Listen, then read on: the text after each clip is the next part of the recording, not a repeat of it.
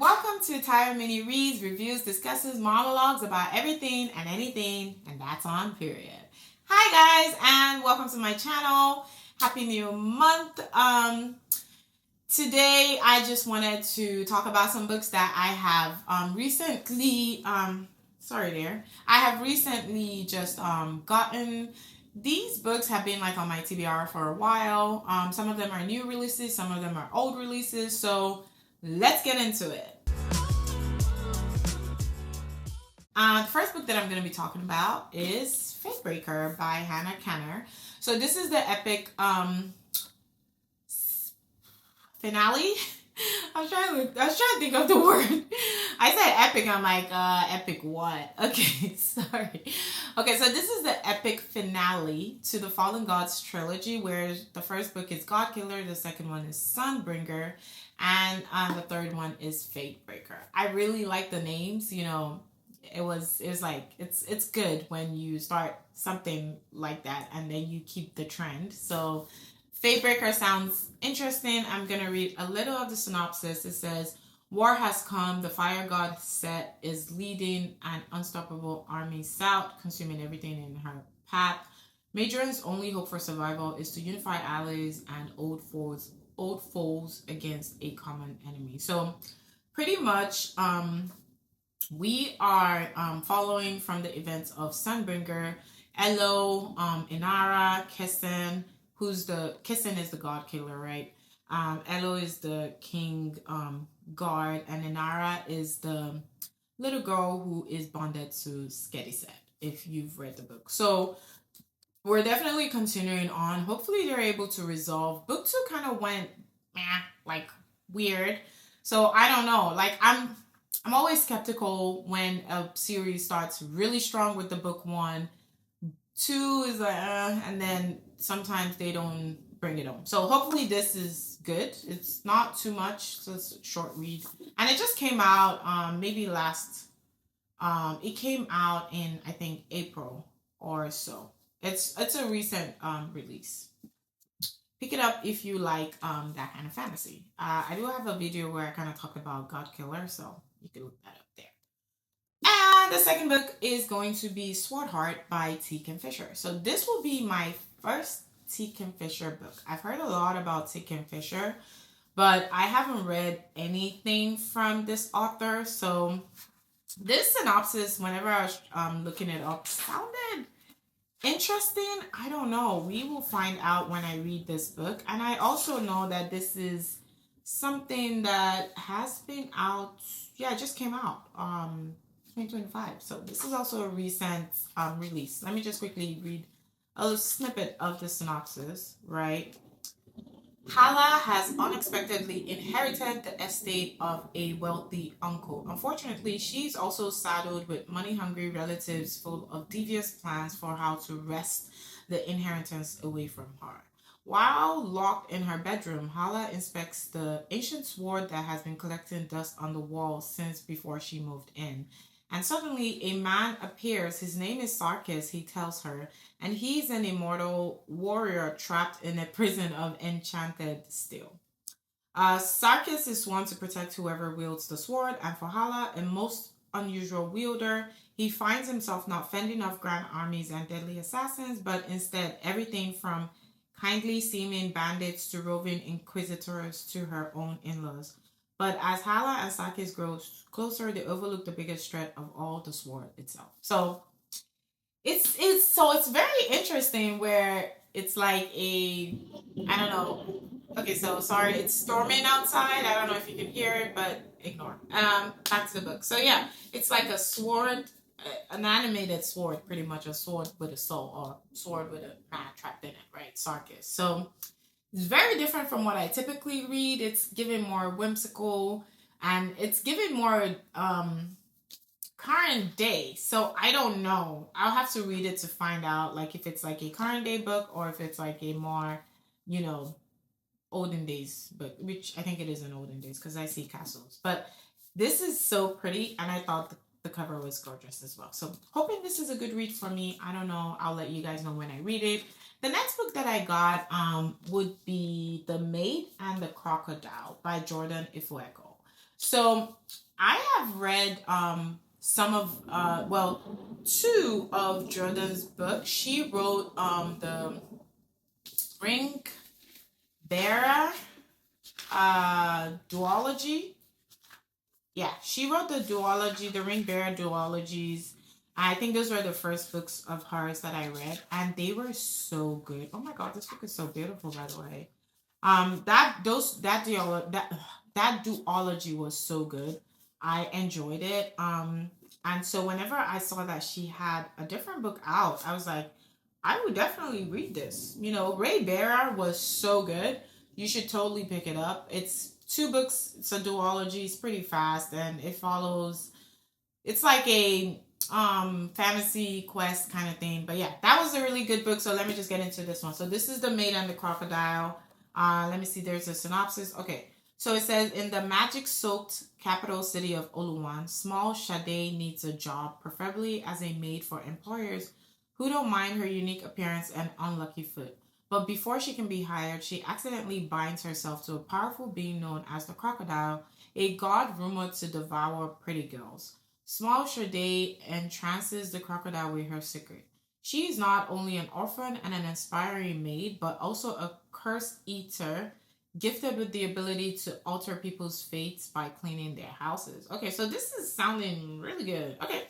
Yeah, so this is The Maid and the Crocodile. It's not a really big book. I don't even know why I got the hardback. I could have gotten like a smaller book. But yeah, it's again, I feel like this book haul is like surprising because I have different kinds of like things or themes going on or trends, because this is giving like a fantasy but like a different type of fantasy where she's able to alter people's fates by cleaning houses. That's interesting. So okay, it's giving magic realism, let me put it that way. And the same with Swordheart. Swordheart is also giving magic realism, which Faithbringer is also kind of magic realism because the magic is very like soft. So I'm actually like, and I'm excited to read this book. Okay.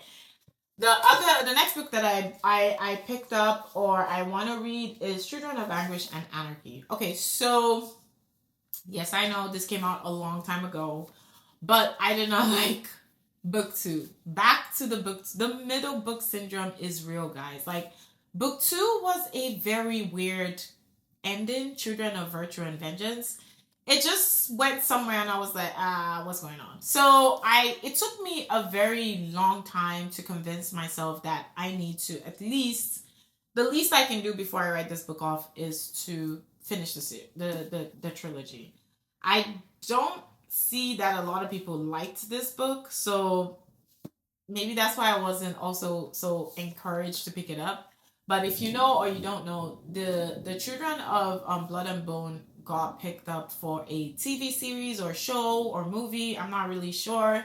And they have really great actors, actresses, signed up already. So I'm like, okay, fine. Let me finish it so that when the show does come out, I have finished the books because I like reading the books before watching the show. The books just have so much details versus when you watch a show. So anyways, I don't know if I need to read the synopsis. It might be spoilery in case you haven't read book 2, but the first book is Children of Blood and Bone, second one is Children of Virtue and Vengeance, and last book is Children of Anarchy, Anguish, and Anarchy. Again, they are crushing it with the names of these books. I really like the names. Not a problem.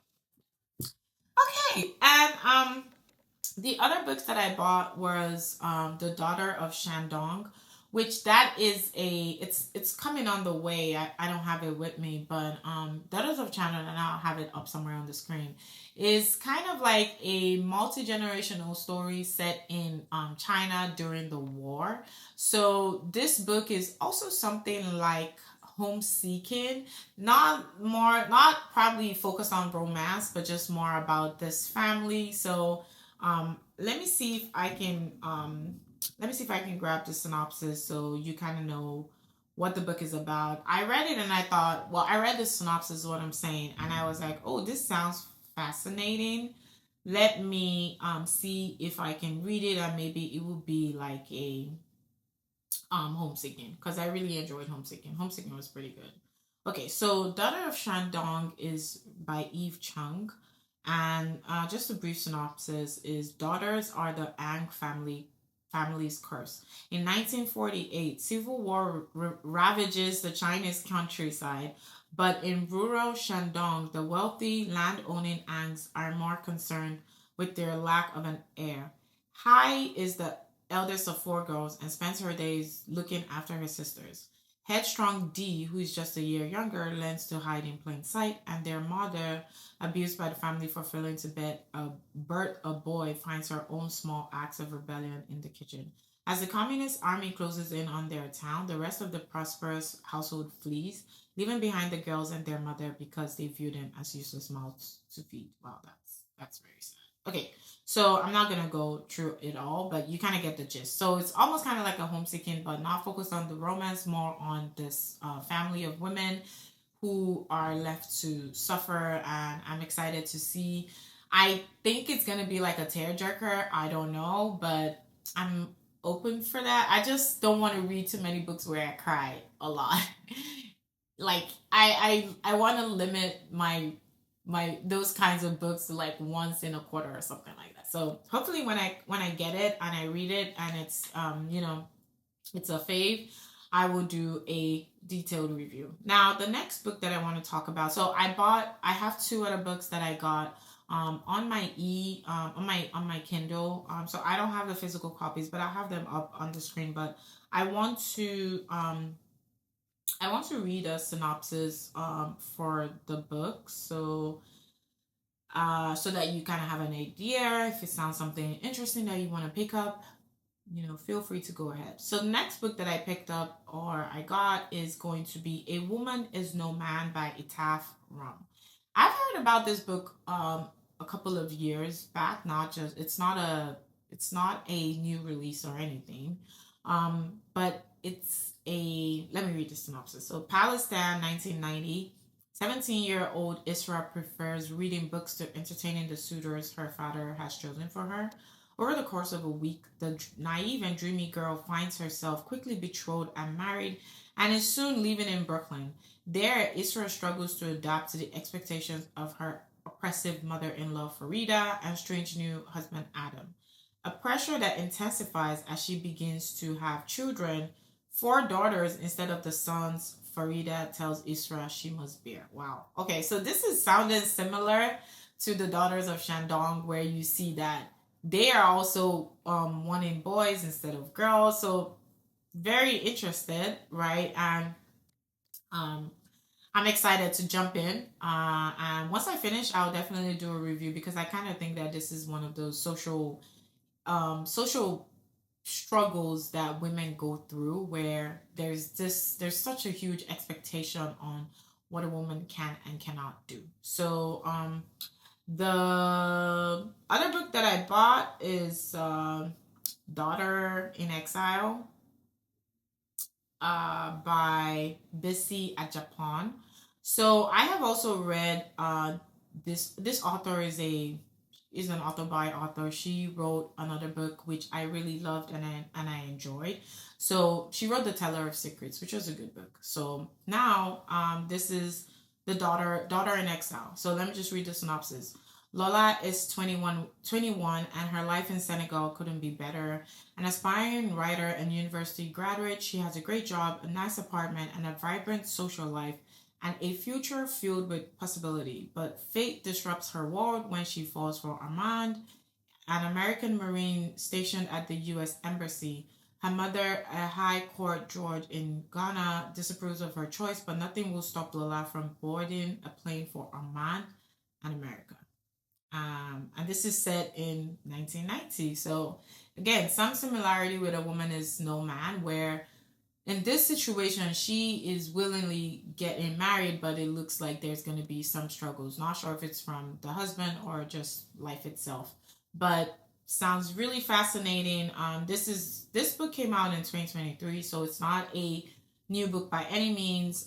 It's a backlist book, but it's something that I've always wanted to read. So I'm excited to get into it. The last book that I